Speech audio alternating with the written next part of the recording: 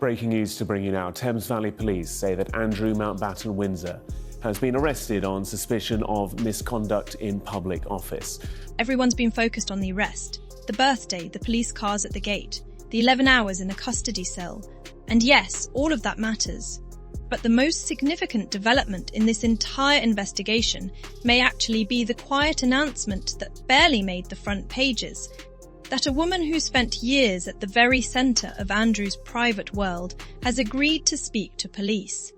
And when you understand exactly who she is and what she personally signed her name to, the weight of that becomes very clear. In this video, we're going to cover the full chain of events, from the arrest itself, to the Epstein documents that triggered it, to the inside story of what was happening at Buckingham Palace in the years before any of this became public. We'll get into the offshore fund MPs are now urgently pushing police to investigate. And toward the end, we'll come back to a question that keeps surfacing in all of this. How did Ghislaine Maxwell keep getting access to one of the most secured buildings in Britain? And who, if anyone, was supposed to stop her?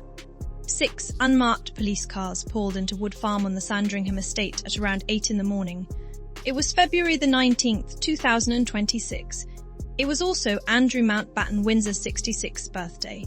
He was taken to Aylsham Police Station in Norfolk and kept there for 11 hours before being released under investigation. The charge under examination, misconduct in public office, a common law offence in England, serious enough that police can arrest first and investigate second. The location matters. Wood Farm is where Andrew has been living since his eviction from Royal Lodge in October 2025. It's also the same estate where Queen Elizabeth II spent her final birthday before she died, that the police chose to come here, to this particular corner of Norfolk, on this particular morning. It landed differently than a standard arrest. This wasn't a summons, it was a convoy. By that same evening, King Charles had released a written statement. It was measured, formal, and notably cold. He said the law must take its course, that his family would offer full cooperation, and then he signed it, Charles R., and said nothing further. Andrew hasn't been seen in public since he was driven away from that police station. The allegation at the core of this case traces back to Andrew's decade as the UK's Special Representative for International Trade and Investment, a role he held from 2001 to 2011. While serving in that capacity, documents released as part of the ongoing Epstein file disclosures appear to show Andrew forwarding sensitive, confidential trade-related emails directly to Jeffrey Epstein. This wasn't a personal favour between friends. This was, according to the files, information from inside his official government role, passed to a man who would later be convicted of sex offences and who, at the time, was operating an extensive network of financial and personal connections across the global elite. What makes it sharper still is the timing. Reports from Newsweek indicate that at least one of the leaked documents was sent during a period when Epstein was simultaneously arranging to help pay off Sarah Ferguson's £6 million debt. That's a detail we'll return to, because the picture it paints isn't simply one of poor judgment. It's of a series of overlapping exchanges that investigators are now trying to untangle thread by thread. To understand why Charlotte Manley agreeing to speak to police matters so much, you have to go back to the summer of 2000. A professional masseuse named Monique Giannelloni was contacted by Ghislaine Maxwell's secretary and booked for a treatment at Buckingham Palace. Giannelloni has since spoken publicly about what happened. She said she wasn't subjected to the normal security checks she would have expected at a building like that. She was led to a private bedroom. Andrew appeared from the bath and was, in her words, naked. She described feeling embarrassed. She described him as very nice and very gentlemanly. She also described feeling unsettled by the entire encounter. The payment for that appointment came from the royal family's Coutts bank account. The amount was £75, and the cheque was signed by Charlotte Manley. That single administrative act, unremarkable in isolation, the kind of thing a private secretary might process a dozen times a week, has now placed Manley directly inside the scope of a police investigation. She signed the cheque. She was in that office. She travelled regularly with Andrew throughout her tenure, and police now want to know what she saw. Manley is 68 years old. She served as Andrew's assistant private secretary from 1996, before becoming his full private secretary from 2001 to 2003. She didn't disappear from royal life when she left his direct service.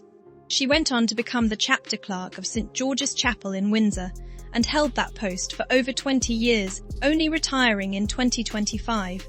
She has spent most of her adult professional life embedded inside royal institutions. When the Times asked her whether she would speak about her time working for Andrew, her response was precise. She said, "I would rather talk to the police than the press. Not that I would have much to tell them." Read that carefully. She didn't say she had nothing to tell them. She said she wouldn't have much to tell them. And she volunteered that she'd prefer to tell it to police rather than reporters. That's a specific kind of carefulness. It's the language of someone who has thought about what they're going to say and decided to say it to the right audience first. Within 24 hours of Andrew's arrest, the investigation had already expanded well beyond the original misconduct allegation. Thames Valley Police began a search of Royal Lodge, the Windsor estate Andrew was forced to vacate in October 2025, and that search lasted 6 days. They were looking for materials connected to the investigation. What they found, if anything, has not been publicly disclosed. Separately, detectives issued a public appeal to Andrew's former and current close protection officers.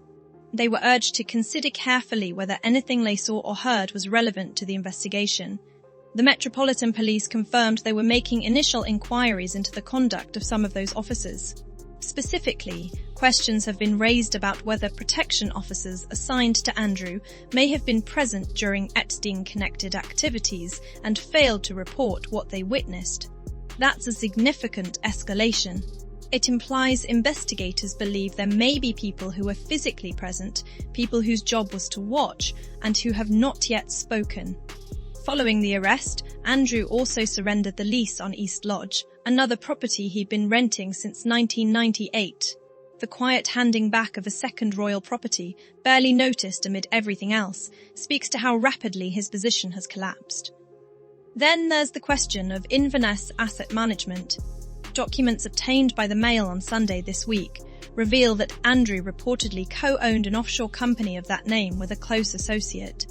IAM was structured to attract ultra-high net worth investors, precisely the kind of individuals Andrew had access to through his 10 years as trade envoy. MPs have now called on police to investigate whether Andrew used his public, taxpayer-funded role to cultivate private financial relationships. Air Miles Andy was the nickname that followed him through those years, a reference to the extensive and expensive foreign travel that came with the role. At the time, it was treated as embarrassing excess. In the context of this investigation, it's being looked at very differently. It doesn't stop there. A separate BBC investigation found that Andrew received £15 million from an oligarch later linked to criminal corruption as payment for a mansion. Taken together, the offshore fund, the oligarch money, the Epstein documents, what's emerging is not a picture of isolated mistakes. It's a pattern of financial relationships that investigators are only now beginning to map in full. The house Andrew currently occupies, Wood Farm, has a particular kind of symbolism. It's where the late Queen used to retreat when she wanted privacy and quiet. A modest property by royal standards, certainly compared to the 30-room Royal Lodge he spent more than 2 decades in.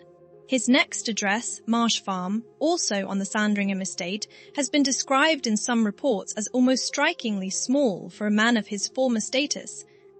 Renovations are ongoing there. He arrived at Wood Farm having already lost his HRH status and his princely title. He lost Royal Lodge. He surrendered East Lodge. He is now Andrew Mountbatten-Windsor. No prefix, no working role, no public presence. Just a name in an ongoing criminal investigation. His daughters, Princesses Beatrice and Eugenie, have said nothing publicly. Sarah Ferguson has also remained silent. Beneath that silence, 6 companies connected to Ferguson are now reported to be in the process of being shut down following recent Epstein document releases. Because the Ferguson dimension adds another layer. The Epstein files released in early 2026 showed that while he was in prison serving time for soliciting prostitution, Ferguson had written to him asking for advice on dealing with her debts. The figure at the centre of that correspondence, her £6 million liability, and the documents suggest Epstein moved to help address that debt at the same moment Andrew was forwarding trade information from his official role. Whether that's coincidence, coordination, or something else is exactly what investigators are trying to establish. But it reframes the entire period of Andrew's trade envoy years. It was never just about exotic travel and careless friendships. The financial threads running through that decade are far more tangled than the public was ever told. What stands out across all of this is the consistency of the problem. The same names, the same time frame, the same pattern of access, exchange, and apparent secrecy, stretched across years, across institutions, and across the staff and officials who were present and have not yet spoken. Charlotte Manley agreeing to speak to police is one more thread being pulled. She may well have limited information, or she may hold details that investigators have been waiting for. Either way, the circle of people who were there, who watched, who processed payments, who stood in corridors outside rooms, that circle is getting smaller. The question isn't really whether this investigation will grow further. It will. The question is whether Andrew believes he can weather it by staying out of sight at a small farm in Norfolk, and whether the people around him, the ones who kept his diary and signed his cheques and travelled beside him, are prepared to stay quiet. Based on what's happened this week, at least one of them isn't. What do you think? Is there more to come from the people inside Andrew's former circle? And do you believe the full picture of those trade envoy years has actually been told yet? Drop your thoughts in the comments. If you want to go deeper on the Epstein files and what they mean for the wider royal family, there's a video on screen now that picks up exactly where this one ends. Subscribe if you haven't already. This story is far from over.